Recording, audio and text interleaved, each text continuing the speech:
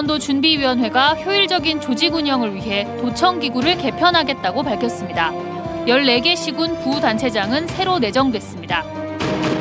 10대 강원도 의회가 의정 활동을 마무리했습니다. 11대 의회는 의장과 상임위원장을 추대하는 등 원 구성을 결정했습니다. 산불에 취약한 에너지 시설이 동해안 일대에 추가로 들어설 예정이어서 주민들의 불안감이 큽니다. 하루가 다르게 치솟는 물가 탓에 가계 부담이 커지고 있지만 변함없이 가격을 유지하는 착한 업소가 적지 않아 도움이 되고 있습니다. 안녕하십니까. 뉴스데스크 강원입니다. 새로운 강원도 준비위원회가 강원 특별자치도 출범과 세계적인 경제위기 극복을 위한 강원도 기구 개편을 언급했습니다.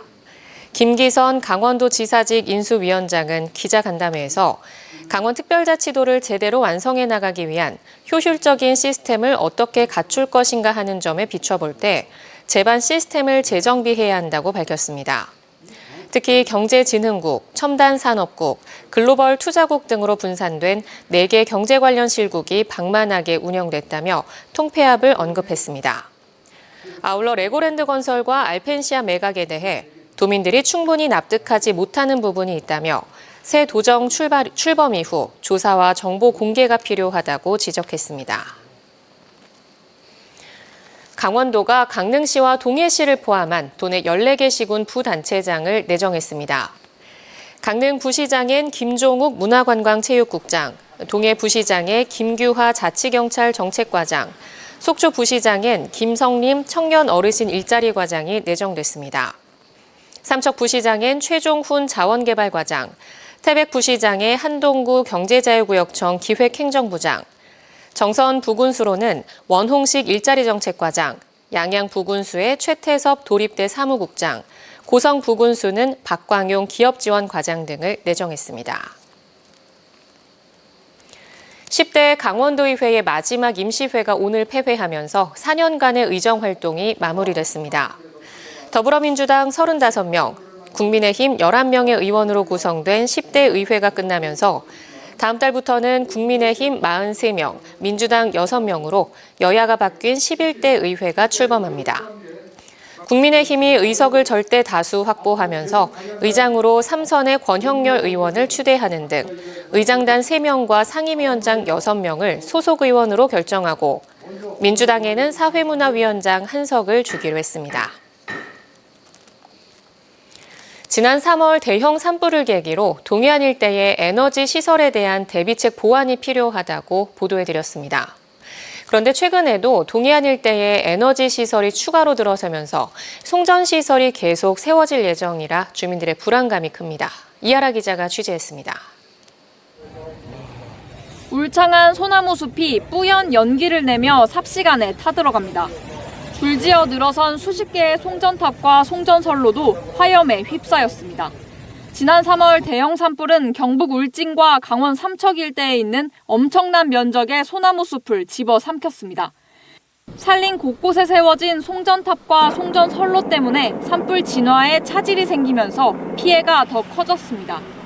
하늘 원전에서 뻗어나오는 4개 선로 가운데 2개가 교차하는 지점입니다. 보시는 것처럼 까맣게 불탄 소나무 숲 위를 송전선로가 지나고 있습니다.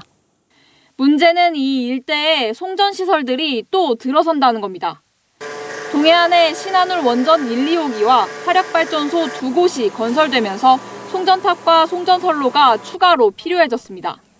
한국전력공사는 국내에서 소나무 숲이 가장 발달한 경북 울진과 강원 삼척, 경북 봉화 등 5개 읍면에 송전탑 440여 기를 설치할 예정입니다. 산불에 취약한 소나무 숲에 송전탑을 짓는 건 전력 수급과 산불 진화에 위험하지만 충분한 논의는 이뤄지지 않고 있습니다. 송전시설 건설 부지 선정 기준인 한국전력공사의 전력 영향평가 규정에 산불 등 화재 위험과 관련한 항목은 빠져 있기 때문입니다. 적어도 소나무 밀도가 높거나 소나무 대경목인 지역은 송전선로를 회피하거나 지하화하거나 이렇게 접근하지 않으면 산불 위험을 높이는 것뿐만 아니라 송전선로 자체가 산불에 녹아내리는 초유의 재난을 겪을 수 있기 때문에 적극적인 대책이 필요한 것 같습니다. 지난 대형 산불 때 헬기 진화가 더뎌 산불 피해를 입은 주민들은 송전 시설들이 추가로 들어설까봐 불안합니다. 기존의 그 송전탑 인근에 산불이 났을 때도 헬기가 떠서 진화하는데 상당히 어려움이 컸고 주민들로서는 바라볼 수밖에 없었는데 지금 500km 케이블까지 송전탑이 설치가 된다 그러면은 주민들을 어떻게 살려고 하는 건지 정말 답답하고 좀 두려웠습니다. 국립산림과학원에 따르면 지난 1991년 이후 국내에서 발생한 산불 11,700여 건 가운데 30% 가까이는 강원도와 경상북도에서 났습니다. 이 지역에는 이미 전국 송전시설의 4분의 1이 들어서 있어 대형 산불 피해를 예방할 보다 면밀한 검토가 필요해 보입니다. MBC 뉴스 이하라입니다. 요즘 식재료 가격이 크게 올라 한 끼를 해결하려면 10,000원 가까이 지불해야 합니다. 그런데 오랜 세월 동안 잔치국수 1,000원, 짜장면과 칼국수 3,000원을 유지하며 서민들의 든든한 한 끼 도우미가 되고 있는 식당들이 있습니다. 김인성 기자입니다. 대표적인 서민 음식이라 불리는 짜장면이지만 요샌 5,000원 이하로는 맛보기 힘들어졌습니다. 태백시 황지동의 한 골목길에 있는 중국 음식점에서는 3,000원에 짜장면을 먹을 수 있습니다. 광산 광부로 일하던 허귀동 씨가 10년 전 중국 음식점을 인수한 뒤 지금까지 짜장면 3,000원, 짬뽕 4,000원을 고수하고 있기 때문입니다. 남기려고 하시는 게 아닌 것 같아요. 좋은 생각과 좋은 마음으로 배려한다고 하지. 남는다는 건 뭐야? 남는 게 다 부지런한 거. 강릉을 찾는 관광객들이 많이 찾는 칼국수. 보통 한 그릇에 7, 8천 원씩 하지만 강릉 성남시장에서는 한 그릇에 3,000원이면 칼국수와 장칼국수를 맛볼 수 있습니다. 각종 재료비가 올라 많이 힘들어졌지만 여전히 국산 재료로 직접 김치까지 담가 내놓습니다. 요새 물가가 많이 올라가서 더 힘들어졌죠. 더 힘들죠. 가스값도 올라가지, 밀가루값 올라가지. 그것만 올라가면 다행이지. 야채값 올라가지. 김치도 직접 나는 중국산 써도 우리 중국산 안 쓰자. 매주 화요일날 절에서. 직접 만든 양념에 묻힌 숙주나물을 한 움큼 집어 잘 삶은 소면 위에 얹고 따뜻한 국물을 부어 내주는 잔치국수. 이 잔치국수는 단돈 1,000원입니다. 대구에 사는 과일 장수 박천욱 씨는 동해에 올 때마다 이 잔치국수를 먹고 갑니다. 벌써 10년 넘게 다녔습니다. 요새는 국수에 이거 미연한 거 다시다 넣고 이라 있긴 해. 좀 그렇잖아. 이거는 그냥 옛날 맛으로 깔끔한 맛이라 할까. 그래. 이게 그래요. 맞아요. 그래서 내가 이걸 좋아하는 기라. 어묵은 꼬치 5개에 국물까지 넉넉히 퍼담아주고 1,000원입니다. 같은 곳에서 이렇게 1,000원의 잔치국수와 어묵을 판 지 벌써 20년이나 됐습니다. 지금은 다 올랐지만은 그냥 먹어요. 처음부터 그냥 하던 거라서 그냥 가격 안 올라요. 처음부터 이게 얼마나 됐어요, 1,000원씩? 20년. 동해안 시군들은 이런 착한 가격 업소들을 지정해 운영하고 있지만 계속된 고물가를 버티지 못하고 가격을 올린 업소가 많습니다.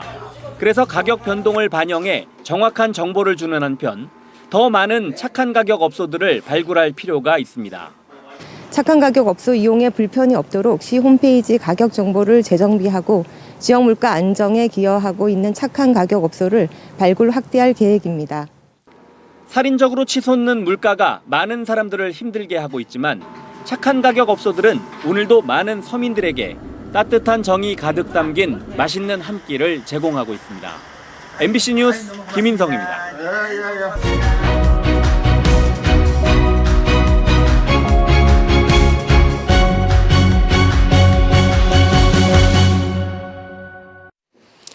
강원도 내 주유소 경유 판매 가격이 휘발유 가격을 추월해 고공행진을 계속하고 있습니다. 한국석유공사 유가정보시스템 오피넷에 따르면 강원도 내 주유소 경유 판매 가격은 지난 13일 이후 닷새째 휘발유 판매 가격을 추월해 오늘 기준 경유는 리터당 평균 2,106원, 휘발유는 평균 2,099원에 판매되고 있습니다. 올 들어 도내 주유소 유가는 1월 초 휘발유는 리터당 평균 1,635원, 경유는 평균 1,465원으로 최저를 기록한 뒤 계속 상승해 지난달 2,000원을 돌파했습니다. 도내에서 13주째 코로나19 확진자가 감소세를 이어가는 가운데 오늘은 306명이 새로 확진됐습니다. 강원도에 따르면 주간 일평균 확진자는 335명으로 지난주보다 70명가량 줄어 13주째 감소세를 유지했습니다. 오늘 오후 6시 기준 신규 확진자는 강릉 27명, 고성 23명, 속초 11명, 동해 9명 등이며 누적 확진자 수는 52만 2천여 명입니다.